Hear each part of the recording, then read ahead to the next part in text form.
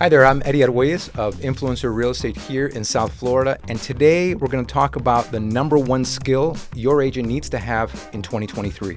The number one skill your agent needs to have is the power of negotiation. So going into 2023, I can confidently tell you that negotiation is going to be your friend as we move forward. It was something we didn't really have a chance to use in 2022, or certainly the early part of 2022 and 2021, where homes were absolutely flying off the shelf and you really didn't get a chance to do anything. If you wanted that house, you absolutely had to write a full ask offer with zero contingencies and no other terms if you even had a chance to get that house.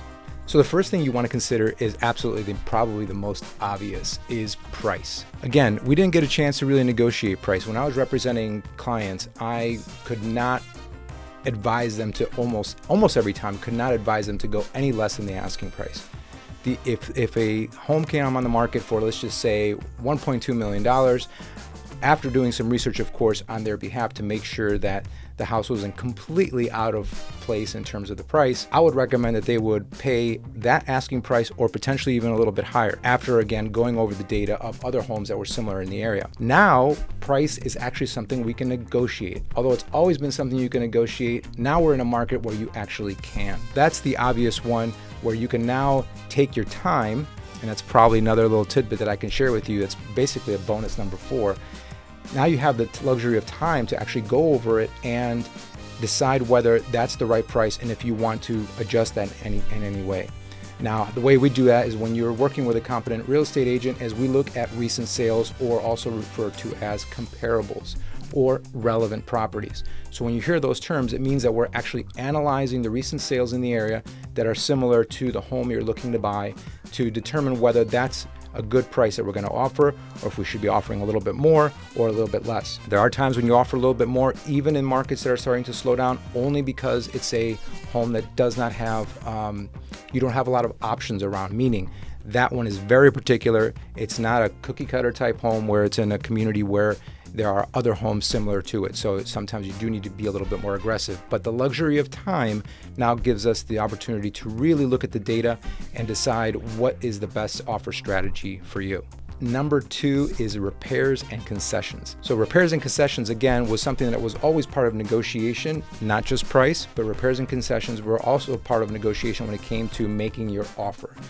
And they went away as well because, you didn't want to muddy up your offer in any way by asking for things like repairs for the home that you found during inspection or any concessions to help put that deal together that was maybe a little bit more in your favor.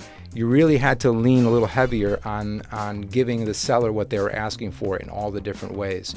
So repairs and concessions are now something that's back. What does that mean? When you're going to buy a house and you actually have that house under contract, so we're past the offer part of the home shopping process, and your offer is accepted, what you want to do is now have a professional home inspection. Professional home inspections are always, at least in my career over 20 years, always recommended, although most of the time not something you have to do.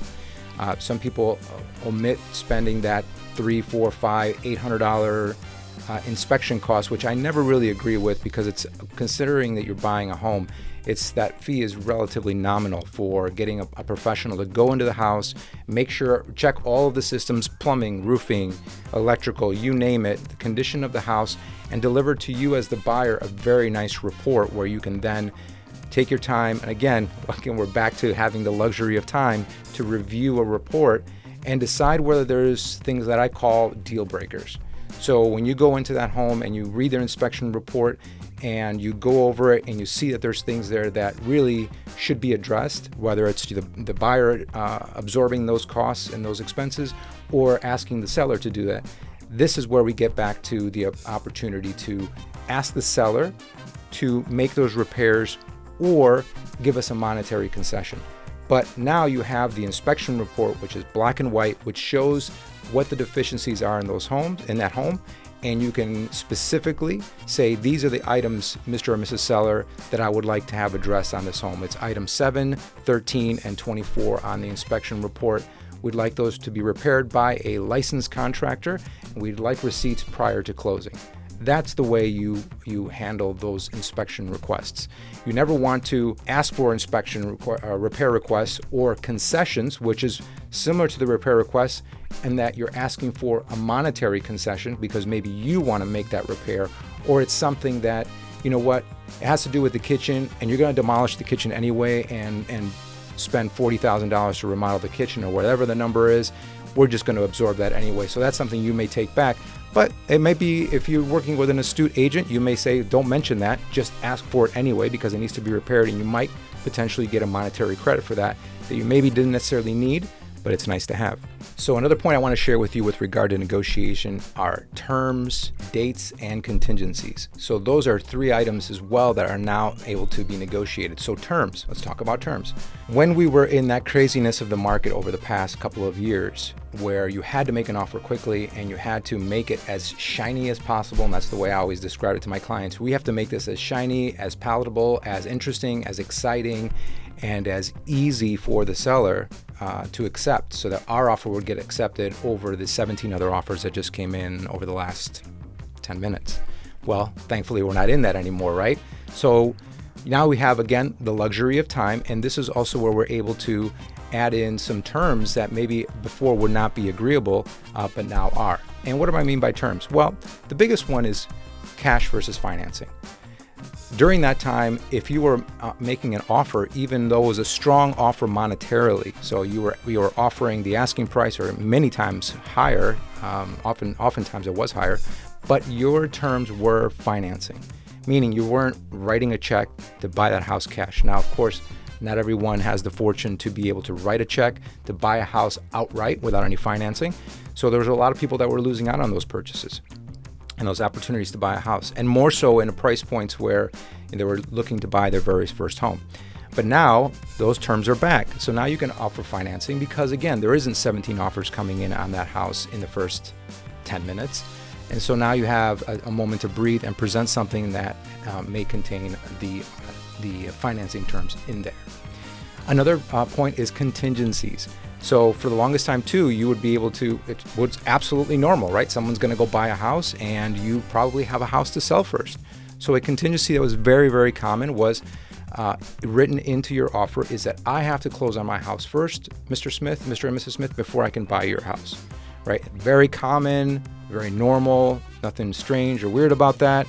But that was something, if you had that on your offer, was absolutely getting kicked to the side, because likely amongst those other quote unquote 17 offers, there was 2, 3, or 4 in there that were cash and they had no contingencies. So now that's back. So now we can rest assured that if you do have a home to sell, first of all, I recommend that you work with the agent that's representing the home that you're selling, if you're obviously in the same market, to also help represent you in the purchase of your home, because that agent being aware of the mechanics of both transactions happening at the same time is going to be very, very valuable, as opposed to having one agent representing the sale of your home and one agent representing the buyer, the purchase of your new home. And the last one I want to share with you is contingencies, which could be anything from having an appraisal done, as well as flexibility on dates.